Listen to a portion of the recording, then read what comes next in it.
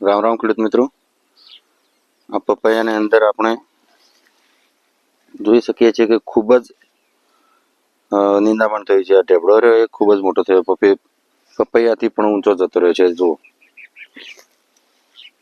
અને આપણે એક પહેલા વિડીયો બનાવી હતી, એમાં પપૈયાને નિંદામણની દવા નાખી અને નિંદામણ સાફ કર્યું હતું. પણ આમાં પપૈયા નાના છે એટલે નિંદામણની દવાથી સાફ ના કરાય, કારણ કે પપૈયાના પત્તા હજી બિલકુલ થડથી છે, આ બિલકુલ નીચેથી છે. એટલે દવા છાંટવા જાય તો કંઈક ને કંઈક પત્તે અડી જ જાય તો છોડને નુકસાન થાય. એટલા માટે આપણે આને રોટોવેટરથી સાફ કરીશું, ટ્રેક્ટરથી, મિની ટ્રેક્ટરથી. તો મિની ટ્રેક્ટરથી સાફ કરવાનું ચાલુ કરીએ, અને ચાલુ કર્યા પછી સફાઈ થયા પછી કેવું લાગે છે એ તમને આની આ વિડીયોમાં આગળ આપણે જોઈશું.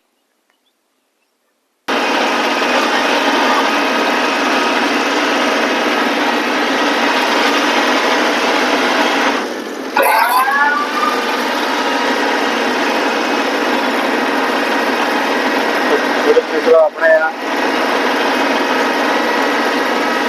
ટ્રેક્ટરના રોટોવેટરથી એટલે કે મિની ટ્રેક્ટરના રોટોવેટરના મદદથી નિંદામણ સાફ કરવાનું ચાલુ કર્યું છે.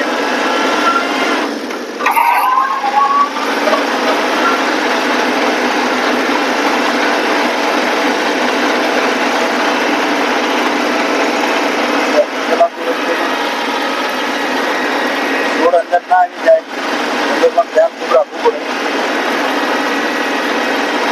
ખાસ કરીને વળામણામાં ખબર રાખવાની હોય. આપણે જ્યારે વળતા હોય ને તો વળતા સમયે કઈ રીતે વળવું, છોડ ભાગે ને એ રીતે, અને થોડું બ્રેક ઉપર લેવું પડે. અને છોડના બિલકુલ નજીકથી આવે એટલે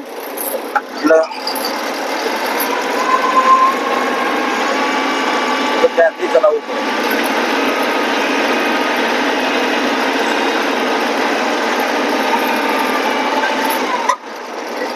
આ રોટોવેટર જે હેડતું હોય ને, રોટોવેટર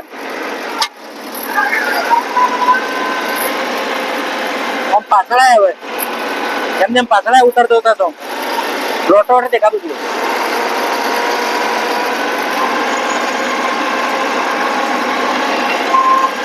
હવે 8 ફૂટના ગાળામાં છે એટલે 2 વાર ચાલવું પડે. એક વાર અમે લઈ લીધું ને બીજી વાર બિલકુલ હવે ચોખ્ખું દેખાશે, ક્લિયર.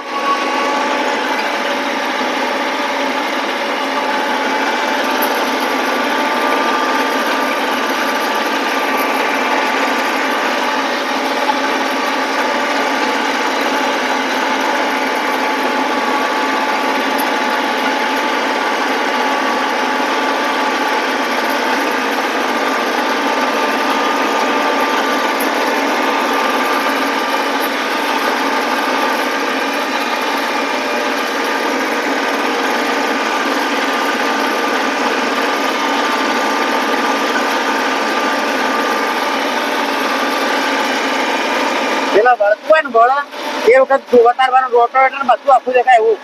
હું વળી ને પેલા મૂકવું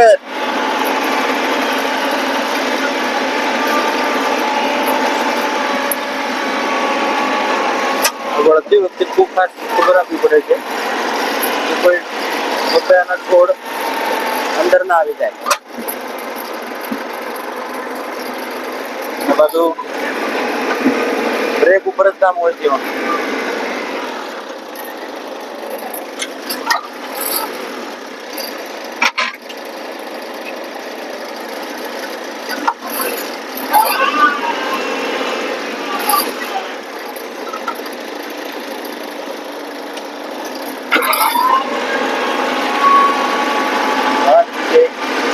ટ્રેક્ટરની મદદથી